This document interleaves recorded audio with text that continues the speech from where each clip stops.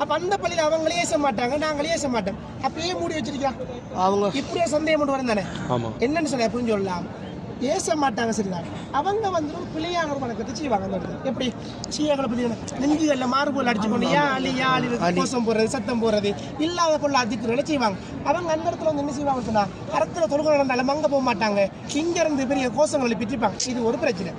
அடுத்து இப்படி சாதாரண பொதுமக்கள் உம்ராவுக்கு வராங்க.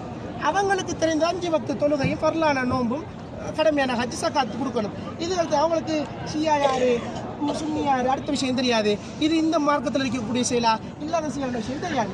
இப்போ இந்த இடத்துல வந்து பார்க்குற போது அவங்க நினைச்சிட்டாங்க, இப்படி ஷியாக்களோட பிள்ளையான இபாதை செய்கின்ற போது நினைச்சுக்கலாம் இதுவும் மார்க்கத்தில் இருக்கக்கூடிய செயலாக்குன்னு சொல்லப்பட்டு அந்த பாமர மக்கள் ஒரு பிள்ளையான வழியை செஞ்சு வழிகாட்டுக்கு போய்த்துருவாங்க. நல்லா இருக்கிற மனுஷன் கூட பிள்ளையான வழிக்கு போய்த்துருவாங்க. அப்போ இதெல்லாம் தடுக்கிறதுக்காக தான் அந்த பள்ளி வாயிலையும் கூடி வச்சிருக்காங்க. அஸ்ஸலாமு அலைக்கும். இதுதாங்க அந்த மஸ்ஜிது நபவியோட கொடை இருக்குது பார்த்தீங்களா, அதை க்ளீன் பண்ணிகிட்ருக்காங்க பாருங்கள். அவுட்டரில் ஒருத்தர் க்ளீன் பண்ணார், இன்னரில் ஒருத்தர். அந்த அவுட்டரில் பார்த்தீங்கன்னா மேலே பாருங்கள் அந்த ஒரு ஷேடு மாதிரியே தெரியுதா, அங்கே ஒருத்தங்க பாருங்கள் அந்த பைப் வச்சு தண்ணி அடிச்சிட்ருக்காங்க. அதாவது அந்த கொடையை ஃபுல்லாக க்ளீன் பண்ணுறாங்க.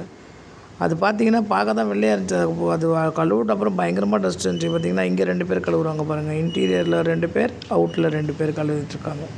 இதெல்லாம் நாங்கள் அடுத்த நாள் வந்து தொழுவ போகும்போது இருந்து அப்படியே பார்த்துட்டு இருந்தோம். பார்த்துட்டு காலையிலேயே அந்த கொடை விரிகிறது கூட பார்த்தோம்.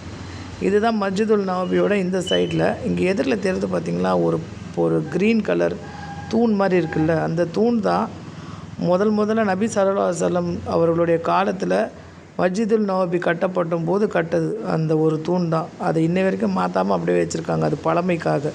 மற்ற தெரிந்த இந்த தூண்லாம் வந்து இப்போ வந்து அடுத்த காலகட்டத்தில் கட்டினது.